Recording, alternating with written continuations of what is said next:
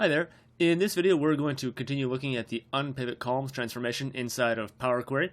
To start off with, we're in unpivot columns at XLSX. We're in the unpivot nulls sheet, and here we have a table, much like the tables we've been looking at, where it's got, so we've got our two people, and each one of them has the scores they've given for different apples, like how delicious they think those apples are. And what we have here is a situation where, for whatever reason, Roberta did not give a score for Pippin. I don't know why, they just did not. She did not. So the question is what happens when we perform our unpivot? Does this turn into a row, or what happens to it? So let's find out. So let's click on the data, or click on the table. We're going to go to Power Query, get data from table.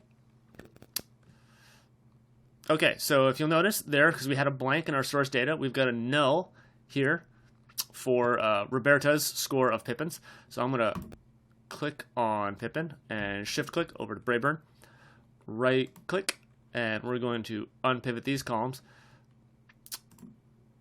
Okay, and notice that Toshi has 1, 2, 3 scores.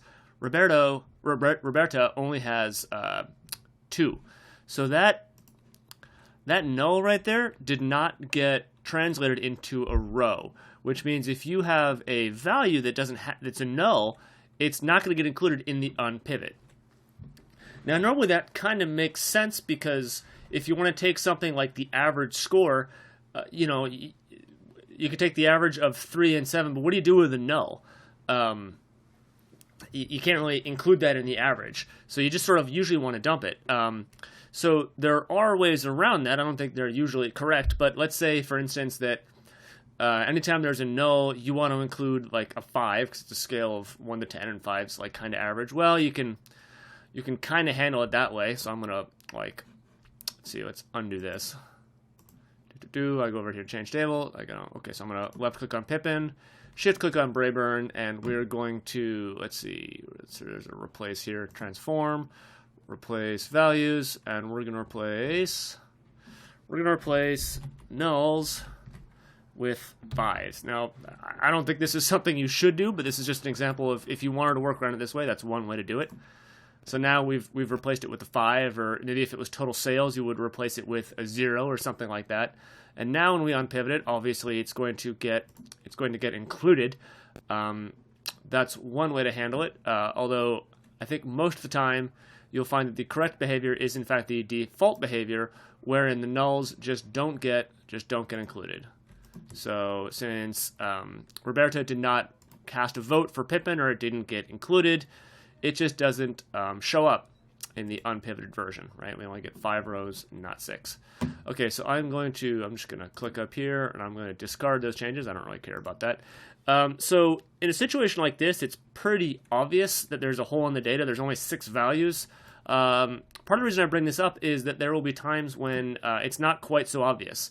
So here we've got all of our stores, and we've got a cleanliness score for each one. We do some auditing of each store, and on a scale of 1 to 100, how clean is it? And we do it for 12 months.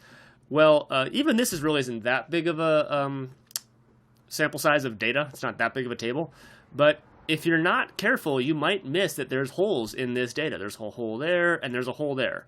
Why is there a hole? I don't know. Maybe they forgot to enter the data correctly. Maybe the person was sick that day. Maybe there was some other problem that prevented the score from being calculated. I don't know, but there are holes in this data. So it's worth considering the fact that you might have holes in the data. And if you're unpivoting, you might want to think about how you handle them. So let's see. Let's go ahead, and I'm going to head to Power Query. I'm going to get data from a table. And I'm just going to assume that if there's a null, we're not going to include it. I'm just going to do what I think is normally the right behavior and just do that. So I'm going to click on July, shift click on June, select all the months, right click, and I'm going to unpivot those columns. Just when I do so, I'm just remembering that there are scores that are not being included. If I wanted to do something, if I wanted to take care of that problem a different way, I can, undo that, click there, shift click there. Maybe we say if there was no score, we just give them a 50. Again, I don't really think that's a good real world solution, but if you wanted to, you could do it that way. So let's head over here. We're going to replace values. We're going to replace nulls, and what are we going to replace them with? We're going to replace them with 50s, or maybe you could replace them with zeros, so you really give some incentive to your store managers to make sure those audits get done. You know, however you want to handle it, you can do it that way too. And now, since we've sort of filled in the nulls, when we unpivot it, we're going to get a value for every month. I'm not saying that's the right way to do it, but it is a possible solution. You can look for solutions like that. Columns. There we go. Okay, that more or less is just sort of a warning that may be something that pops up in your data, and it's something that you should think about how you want to handle. Okay, well, that's it for this video. I do hope that was helpful, and I will see you next time.